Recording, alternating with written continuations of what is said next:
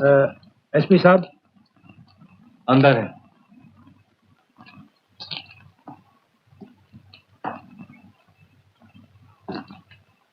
Good morning SP साहब। Good morning.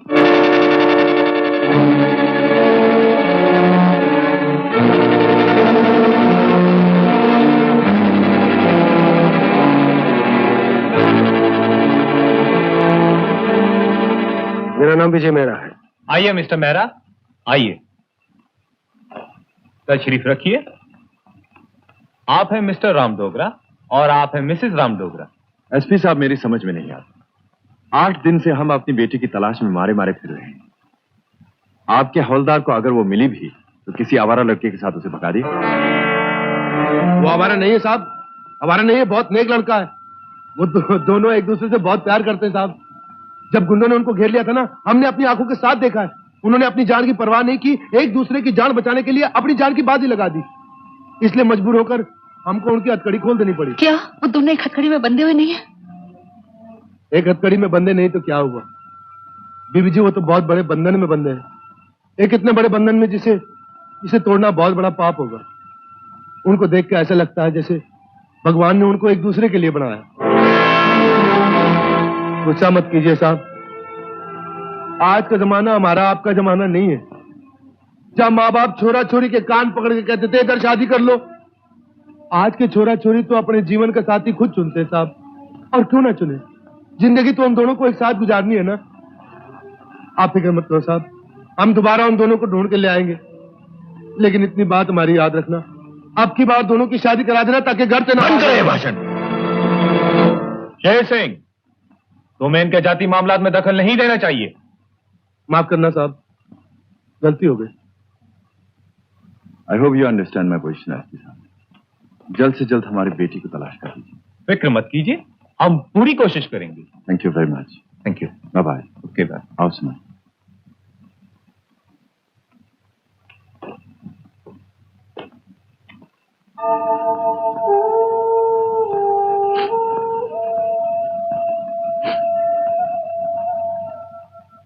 विजय साहब, हमसे शायद कोई भूल हो गई, हमको माफ कर देना। दरअसल हमारी अपनी कोई औलाद नहीं है साहब, हम बे औलाद हैं। इसीलिए किसी और की औलाद का दुख हमसे देखा नहीं जाता। शायद हम अंदर ज्यादा बोल गए। नहीं शेर सिंह, तूने जो कुछ भी कहा बिल्कुल ठीक कहा। तुम बच्चों को तलाश करो, मैं वक्त आने पर राम साहब से खुद बात करूंगा। और फिर क्या हुआ? और फिर मैंने अपने डैडी को कमरे में बंद कर दिया। तुमने अपने डैडी को कमरे में बंद कर दिया? ये तुमने अच्छा नहीं किया बंटी। क्यों? अगर ऐसा नहीं करता तो भागता कैसे, और भागता नहीं तो तुम्हें कैसे मिलता? तब तो तुमने बहुत अच्छा किया बंटी। तुमने भी बहुत अच्छा किया पिंकी। तुम्हारे डैडी घर जवाई ले आते तो तुम्हारा क्या होता बंटी? मेरा? मैं तो मर ही जाता। पिंकी, चलो वापस घर चलें। मेरे पापा मुझसे बहुत प्यार करते हैं, वो हम दोनों की शादी करवा देंगे। लेकिन बंटी, तुम मेरे डैडी को नहीं जानते। वो मुझसे इतना प्यार करते हैं कि एक पल के लिए भी मुझे अपनी आंखों से ओझल होने नहीं देते। इसीलिए तो उन्हें घर जवाई चाहिए। वो मैं कभी नहीं बनूंगा। तो फिर क्या करेंगे बंटी? आओ अपने प्यार में खो जाएं, भूल जाएं घर वालों को, सारे संसार को। हम एक हसीन फूलों की वादियों में अपना घर बनाएंगे, जहाँ सिर्फ हमारी दुनिया होगी, हमारी जिंदगी, और कोई नहीं। सच बंटी? क्या इस दुनिया में कोई ऐसी जगह है? हाँ पिंकी, एक बार मैंने हेलीकॉप्टर से ऐसी ही जगह देखी थी, और उस दिन से मेरा सपना है मैं घर बनाऊंगा तो वहीं बनाऊंगा। देखोगी तुम वो जगह? हाँ बंटी, मुझे अभी वहां ले चलो। चलो।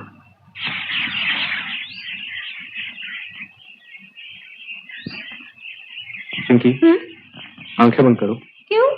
मैं कह रहा हूं ना। अच्छा।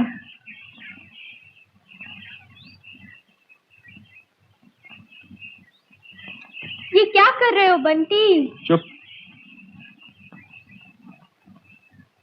पिंकी, अब आहिस्ते आहिस्ते अपनी आंखें खोलो।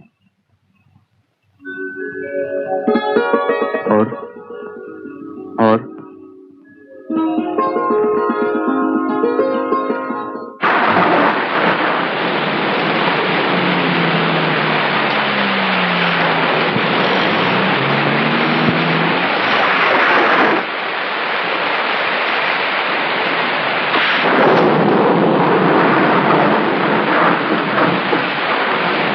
इस डाक बंगले में रात गुजारने को जगह मिल सकती है? यहाँ तो कोई जगह नहीं।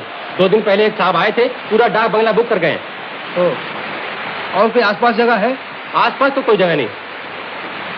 वैसे जो लोग यहाँ ठहरे हैं, आप उनसे पूछ लीजिए। अगर उन्हें कोई एतराज ना हो तो आप रात गुजार सकते हैं।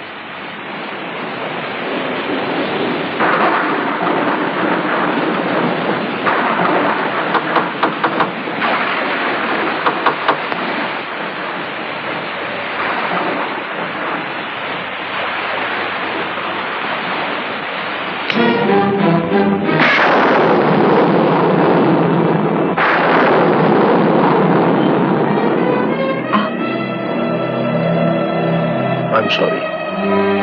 मुझे नहीं मालूम था कि आप लोग इस डाक बंगले में ठहरे हुए हैं। राम साहब कहाँ है? बच्चों को ढूंढने गए हैं। बच्चों को? जी, मेरा मतलब था पिंकी को। कैसी तूफानी रात है। आप अंदर आइए ना, आइए। Thank you very much. दरअसल कहीं रहने को जगह नहीं मिली, चौकीदार कोई ने बात कहा। नहीं, राम साहब कब तक आ जाएंगे? बस अभी आते ही होंगे। मैं खुद भी राम साहब से बहुत दिनों से मिलना चाहता था, कुछ बातें करना चाहता था बच्चों के बारे में। चलिए, भगवान की दया से आज ये मौका मिल ही गया।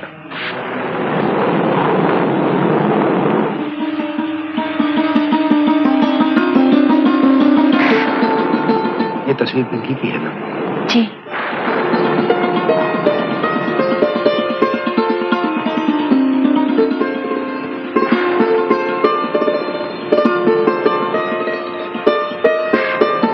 बड़ी प्यारी बच्ची है। क्या उम्र होगी इसकी? 16 साल। मेरा बंटी 19 साल का है। मुझे मालूम है। मालूम है? कैसे? आपकी शादी को 20 साल हुए ना?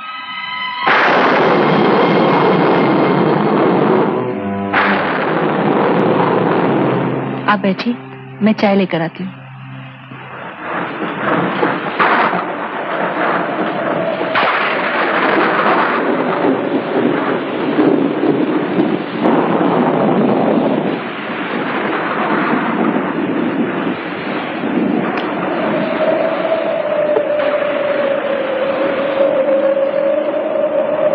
मिस्टर विजय,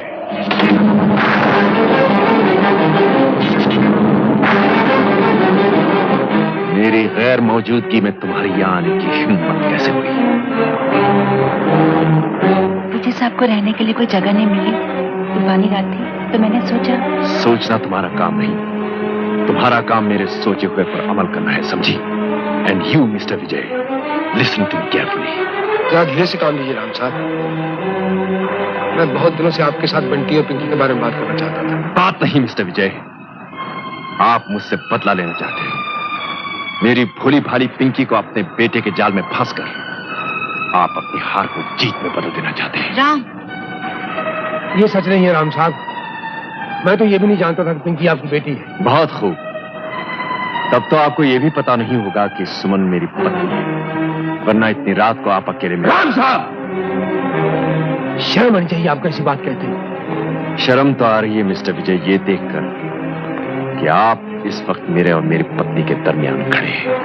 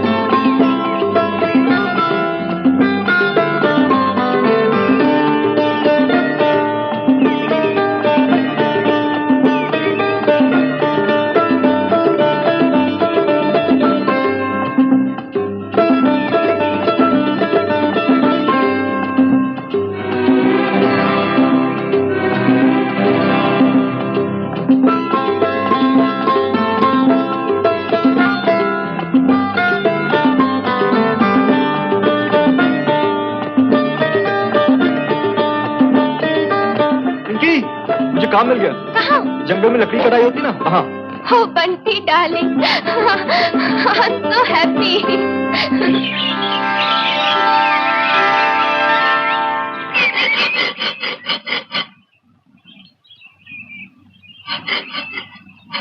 पिंकी, खाना तैयार है। हाँ हाँ तैयार है।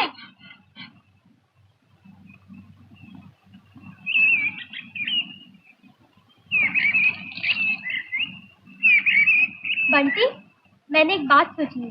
क्या? कल दोपहर से मैं तुम्हारा खाना वही ले आया करूंगी और इसी बहाने तुम्हें देख भी लिया करूंगी। नहीं नहीं, वहाँ सब मर्द अपना खाना साथ लेके आते हैं। तुम आओगी तो मेरा मजाक उड़ाएंगे। ठीक है। ए, इसमें नाराज होने की क्या बात है? पिंकी, मैं काम पे जा रहा हूँ, एक बार मुस्कुरा दो ना प्लीज।